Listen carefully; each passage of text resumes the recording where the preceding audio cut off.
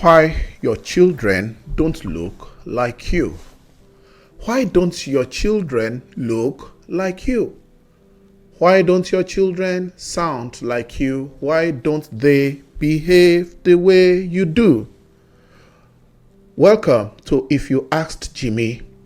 This particular video is one of the editions in the series of my videos on parenting. I call the series Parable of a Parent, P-O-A-P. Every parent wants their children to be like them, to look like them, to talk like them, to behave like them. Good parents, I mean. They're exceptional parents who have some weird character, and they know in their nowhere that they do not wish their children to take after them in certain things. But for good parents who have good character and who have good morals, a lot of them, for the most part, would wish that their children emulate their character and attitude and personality and even come out better than them. Initially, when I had this at the back of my mind, this topic, I captioned it, "Why your children don't look like you." Why don't they look like you? But that will sound more like DNA. But the truth is that the character, the attitude, the behavior, the DNA is not just in the face. The DNA is in the blood, and it influences everything, the conduct, the orientation, the behavior of children and things they get to do later in life. Welcome to If You Ask Jimmy. Please, if you are yet to subscribe, kindly click the subscribe button right now. Thank you for your subscription. Thank you. I'm thanking you in advance. Also, like this video and also click the notification bell so that every time I upload a video, you will be the first to get it.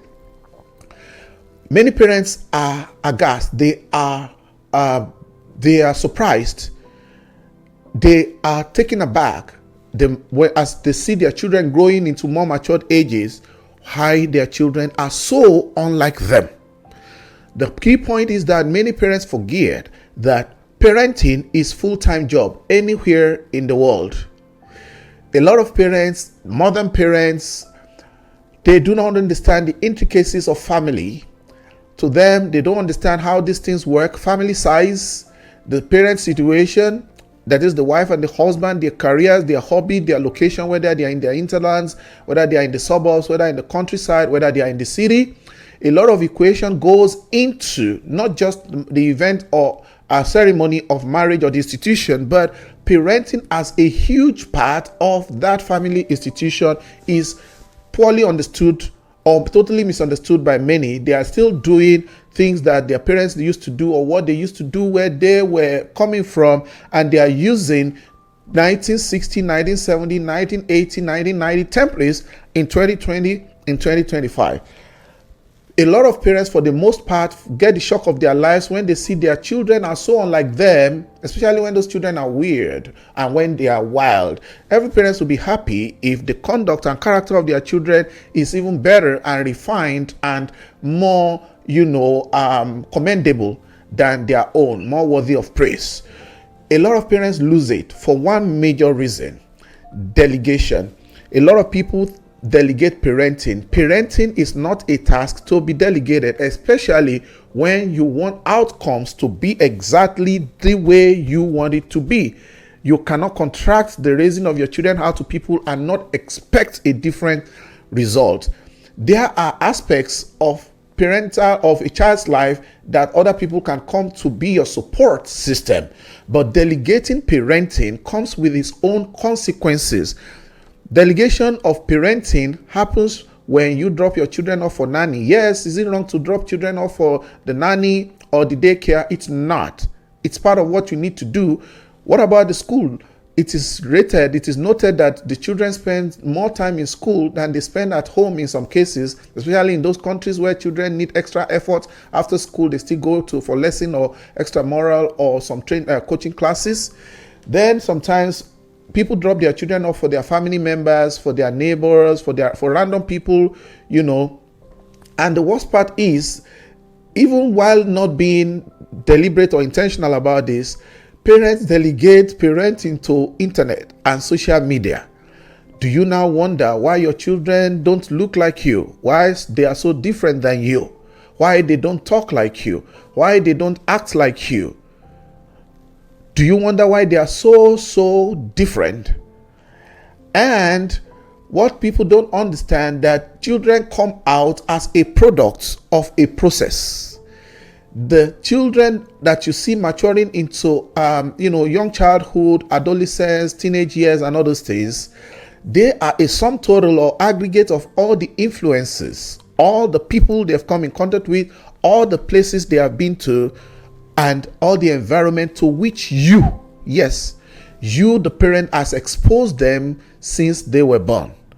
The results that many parents are getting from their children today is that they were part-time parents.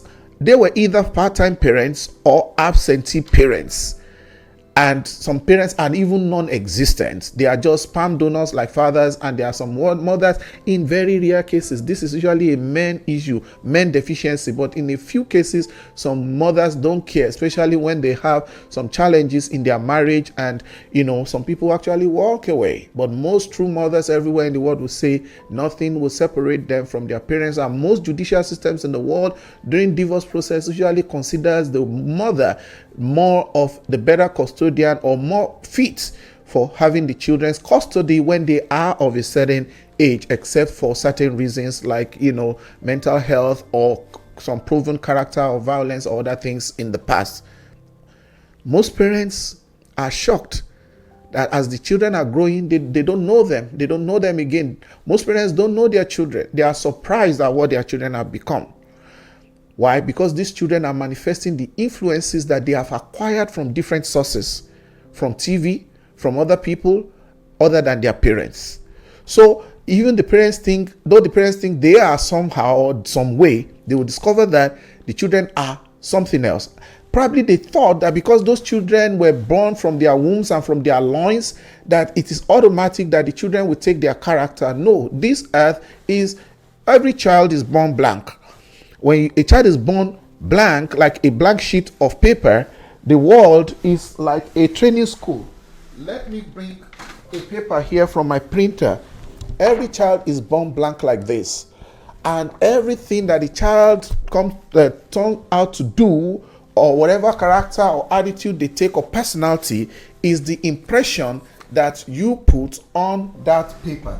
It is the impression that you make. For example, I am making an impression on this paper.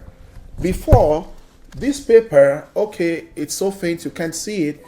Before this paper was blank, but right now at least you can see some things I scribble on this paper.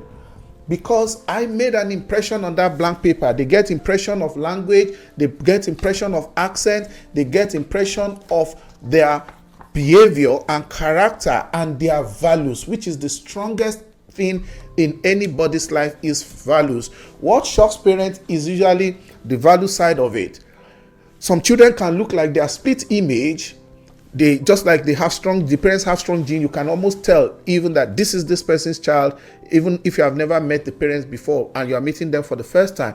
But they look so much like them facially and physically, but they are so different behaviorally. They are so different character-wise. Sometimes children only regurgitate things that they hear from other people other than their parents, because they have spent so much time that they have been impacted. Other people have rubbed up on them. They stay a lot with your neighbors. They are going to mix with your neighbors' children. They are going to get some influences from there. You know how you take your children for holidays, or you take them for one event or the other, and you come back to see they are manifesting or behaving, exhibiting things that they didn't or weren't doing before. And somehow when you trace it, you find out that they pick the influences from places they have visited or some environments to which they have exposed. And careful parents always make sure that they prevent the children from going to those places, especially when those influences are not positive ones.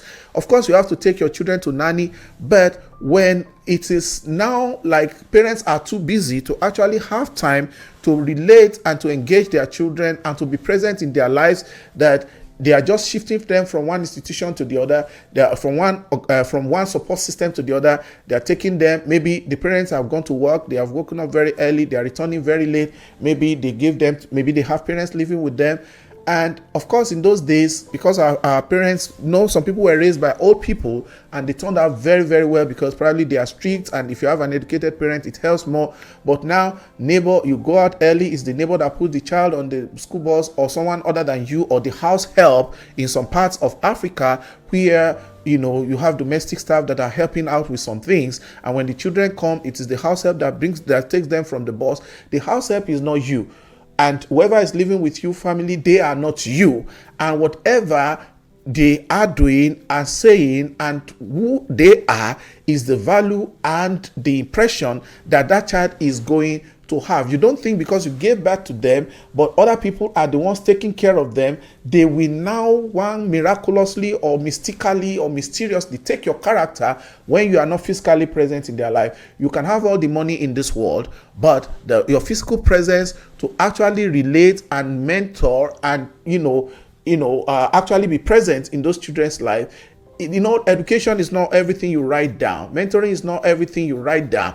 Just, children learn a lot by observation, and everything they pick that's why if you have an African child and you bring them among Caucasians and they stay so long with them, especially in school, especially for those of us in abroad, a lot of parents must be experiencing this. You discover that by the time the child comes home, it's not only what they know at home. They will talk to you, they will relate with you, they will interact with you based on the time that they have spent with other people who are not of the same culture with you. I've not said you should not use your support system, but the important thing is that no parents should be shocked what their children have done to, especially if you fail to train your children. Don't worry, don't bother, don't sweat it. Internet will do it for you.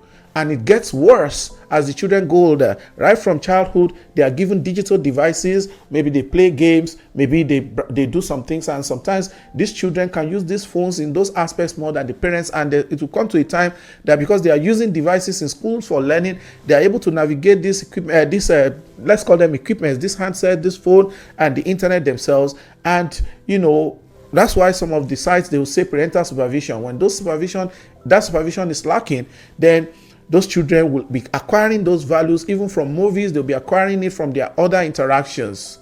And by the time the parents get to the point of discovering some of the things that they find strange and they do not approve, it becomes something like reality.com for them. By the time the parents wake up to realize, usually it's too late because children are formed very, very early. So while you were absent, or while you were partially present, some other thing is given. There's always a continuous impression on the heart and mind and the life of that child. Since you were not present to inculcate the right and proper values from foundation, then other things and other people and other influences will do it for you. Child raising, parenting, is supposed to be a deliberate, planned, and sustained effort. It's supposed to be intentional. It's supposed to be practical. It's supposed to be started. It's supposed to be structured. It's supposed to be sustained. It's supposed to be like a family, a couple's vision. This is what we want as a couple, and this is what we want for our children. It will affect the choice of schools. It will affect the choice of where you live. It will affect some values, because these two parents have separate values, and if they find a kind of harmony in their values, that's what they pass down to the child. That's why it will be very, very hard for parents. They will raise dysfunctional children if the mother holds a separate value from the value that the values now that the father raises, or their moral quotient and pedestal is different. So parenting is a process. Parenting is a long-term thing, and that leads me to the topic of intentional parenting. Children are long-term projects, and planning is important. Like I just said, you don't get to the middle of the road and start trying to find a way to go about it. I'll tell you more in my other series to come. If you want to be that parent who is a winning parent, you got to be from beginning. It's very, very hard to bend a fish that is dry. If you smoke a fish, or if you dry a fish in the sun or in the heat, it's going to be hard to bend it, because that fish is going to break and it's going to smash. It's not going to be useful for anything. But when fishes are fresh, you can bend them because they still have that freshness. That is the way children are flexible, they are moldable, they are tameable. And then you grow the children in love, you correct in love, you discipline in love, you show a lot of affection, but you get them to be straight, because some parents are very weak at setting boundaries. And once the children get used to a particular way of doing things or not doing things, it is very difficult to, and that usually brings friction, and it usually brings tension. The older those children grow, the parents will feel like, oh, they are losing it. What happened? And sometimes African parents, because of over religiosity, they are quick to think that maybe it is one devil, one demon, and that's they now go about it the religious way, not knowing this instinct is just natural, it's commonsensical, it's basic, it's very basic, it's sociological, it's just something that they needed to have learned and known off front. They need to be aware of as they are doing marriage counseling in all these religious institutions. They should be teaching also about parenting. It is not all the child's situation or character in some of the ages that require what they call deliverance. They'll just be punishing these children for nothing. Sometimes they malhandle the children, sometimes they abuse them in the process of trying to drive the devil out of these children. There's no devil in a lot of cases, and it's just that the parents lost it way before they realized it, and sometimes it's very hard to correct. Not everything requires prayer. Some things require action, and some things require that even though people are educated, a lot of people are not informed. They just give birth to children and throw money at everything. They pay for the best schools, pay for the best house helps, pay for the best nannies, take them on the best vacations, but they themselves, you see, even if you have a busy schedule, you have a busy work. That's why I'm going to talk about family size. Not everybody can raise 5 children, even though you have the capacity to give birth to 5, 10, 15 or more. You know, you can give birth to as many children, but are you present? What is the nature of your job? Do you travel a lot? Even when you don't travel, are you ever around? Family size sometimes has to be a decision that is based on the circumstances of the parent, not because you can do it, then you should do it. The fact that you can doesn't mean that you should. There's something that is called must have, should have, could have, must is you must do it. Should is you should do it. Could, you should do it. So must go, you have to choose. The fact that you can doesn't mean that you should.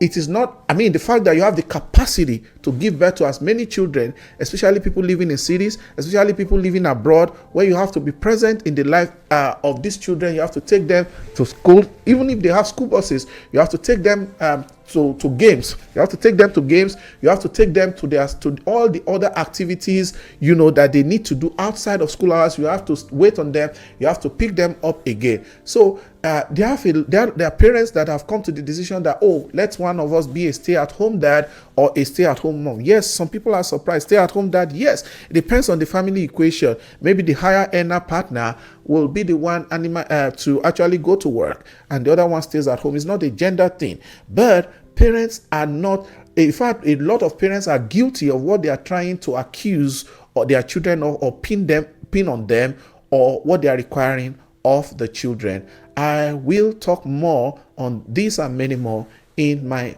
upcoming editions of Parable of a Parent. Thank you for watching. Please like this video, share it with other parents, and subscribe to my channel. Click the notification bell, and I will see you on the next one. Thanks for watching.